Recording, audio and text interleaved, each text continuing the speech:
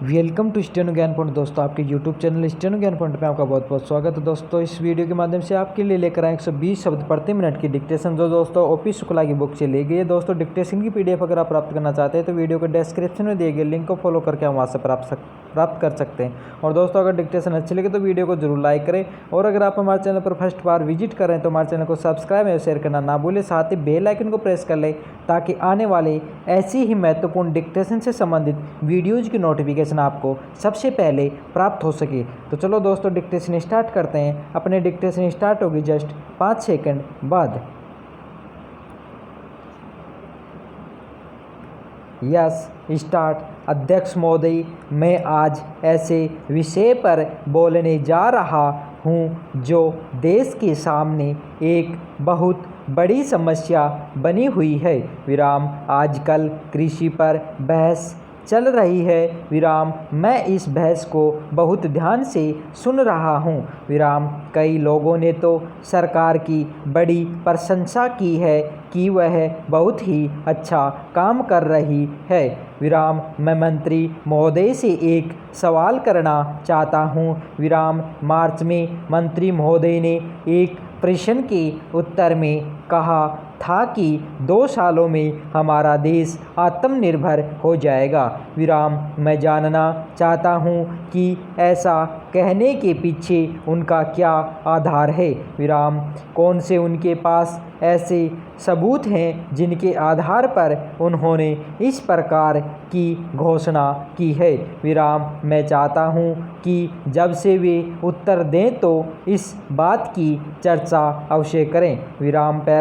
सभापति महोदय, आप जानते हैं कि इस देश में 80% लोग खेती करते हैं और उसके बाद भी आज हमारे देश का सम्मान दूसरे देशों में बिल्कुल नहीं है। विराम। आज हम दूसरे देशों में भिखारियों के नाम से पुकारे जाते हैं। विराम। अपने देश में जहां 80% लोग खेती करते हैं, हम भोजन के मामले में भी आत्मनिर्भर नहीं हुए हैं। विराम। इसके कुछ कारण हैं। विराम। जिस समय देश स्वतंत्र हुआ उसी समय से इस सरकार ने कुछ गलतियां की है, जिसका परिणाम यह हुआ है कि आज 30 साल के बाद भी हम आत्मनिर्भर नहीं हो सके हैं। विराम। इसका सबसे बड़ा कारण यह है कि हमारे देश में पहला स्थान खेती को न देकर उद्योगों को दिया गया है। विराम। उद्योग हमारे देश के लोगों की जीविका का मुख्य साधन नहीं हो सकते हैं। विराम। भोजन की समस्या के हल के लिए जिन वस्तुओं की आवश्यकता है उसकी ओर हमें ध्यान देना चाहिए। सबसे पहले पानी की आवश्यकता है। विराम। मैं समझता हूँ कि देश में सिंचाई पर अधिक जोर दिया जाना चाहिए और सिंचाई तथा खाद्य मंत्री एक होना चाहिए। विराम। यह सभी चाहते हैं। विराम। पानी के बाद खेती के लिए खाद भी आवश्यक है। विराम। खाद का स्थान दूसरा हो सकता है। विराम।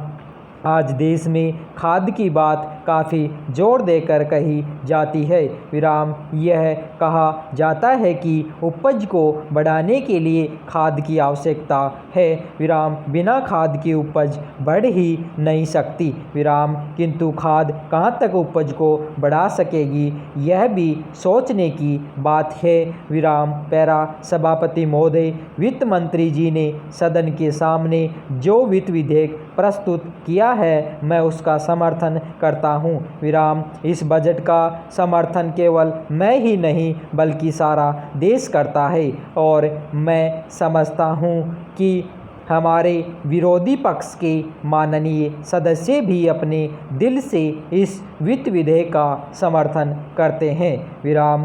पहली बार इस सदन में इस प्रकार का बजट प्रस्तुत किया गया है। विराम हमारे राष्ट्र के प्रधानमंत्री और देश के नौजवान नेता ने हमें नारा दिया है कि हम आने वाले समय में अगली पंचवर्षीय योजना में उत्पादन और रोजगार को अधिक महत्व दें। विराम इसी सिद्धांत को लेकर माननीय वित्त मंत्री जी ने उत्पादन को बढ़ाने के साथ साथ हमारे देश से बेरोजगारी को समाप्त करने के लिए साहसिक कदम उठाए हैं। विराम मैं उनके इन प्रयत्नों को भी सराहना करता हूं। विराम पैरा हमारे विपक्ष के बहुत से माननीय सदस्यों ने कहा है कि हमारे दल की सरकार जो केंद्र में है वह समाजवाद के लक्ष्य से पीछे हट गई है।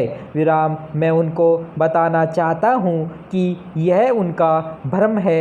विराम इस बजट में जिस तरह से विभिन्न क्षेत्रों में प्रावधान किए गए हैं वे संकेत करते हैं कि वे केवल करोड़पतियों के लिए ही नहीं हैं बल्कि हमारे देश के जनसाधारण लोगों की आवश्यकताओं की भी पूर्ति करते हैं। विराम मैं विपक्ष के माननीय सदस्यों को बताना चाहता हूं कि पिछले बजट में जो घाटा था और जिन परिस्थितियों में वित्त मंत्री जी ने यह बजट पेश किया था उसको भी समझ लेने की आवश्यकता है। विराम उस घाटे को किस प्रकार से पूरा किया जाए यह भी एक बहुत बड़ा उत्तरदायित्व हमारे वित्त मंत्री जी पर है।